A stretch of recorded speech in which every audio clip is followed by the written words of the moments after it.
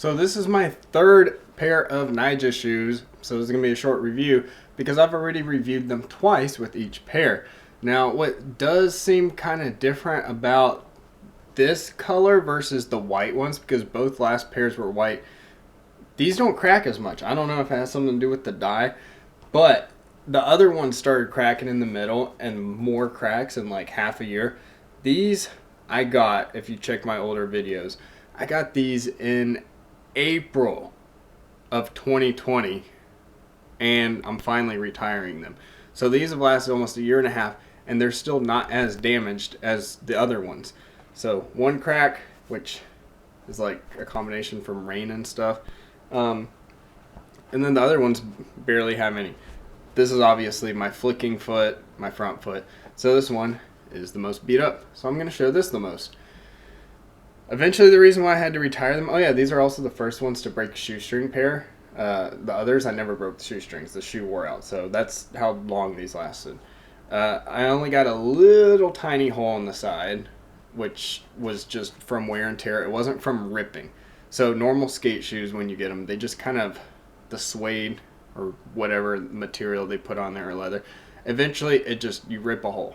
It just tears off. It rips. You go right through it. This rubber, just constant grinding over and over again. Not multiple layers, just that one solid rubber layer. Just took forever. And it was still a little hole, but I don't like ripping up socks underneath, so I had to patch it up. And I only patched it up about a week or two ago. So, yeah. The big issue with why I'm having to retire these shoes, because they feel so good, is underneath. I've had to put several layers of tape. Eventually the hole, the sole underneath, completely just wore out. So I guess this is where I, land on the ball of my foot. And again, wear and tear. Oh look, that just fell out, some tape. Because it sucked. I learned about this hole once I stepped in some puddles. So the sole is just gone. And eventually, I'm not going to take it out, but sorry about the little cut. I started coughing. But that hole also, I didn't know about it until it wore through even my footprint insole underneath. So eventually my insoles, they also have a hole, and then my bottom of my foot was showing. So just wear and tear over a year and a half. Hole goes through the Nyjahs, and you get the first hole on the side, stuff that goo can fix. But these are good shoes. If you want the Nyjah ones, get them. I know everyone's talking about the Nyjah 2s, and trust me, they are. I'm trying them out. Can't do a review because I haven't actually skated them. I'm still walking around trying to break them in.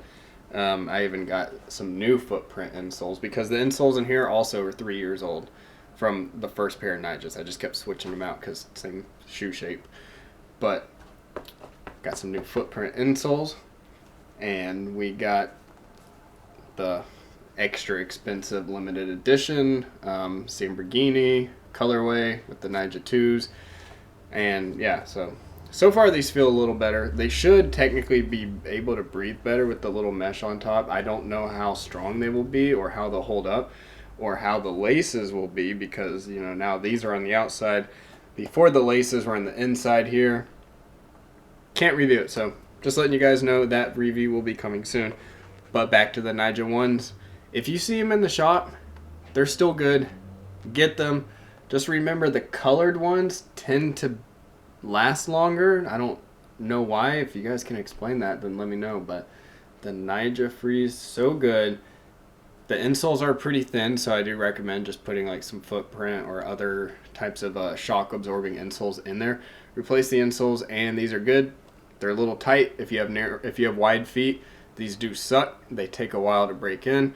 I've mentioned all the stuff with the other first pairs, so if you guys want to look at the Nyjah Free reviews in depth for the first pair I had and then the second pair, you'll get all your info there. Long story short, with the third pair, it does the same thing. That's why I got it the third time.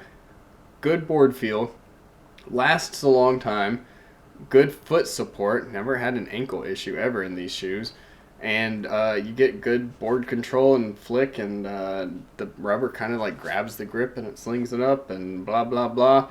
And it's nice if the shoelaces do break, which usually they don't, but the whole tongue is connected, and you just stretch it. It's literally like a glove, like a sock. So really good comfort. You don't have to worry about your foot moving around in the shoe. That's what I like about them. Go get them if you are curious about if you should just go to the second pair, because I can't tell you. And these are, I'm assuming more durable and gonna last longer than the twos, but the twos fit better and they break in better, and they should not be as hot, and they should be better for people with wide feet. So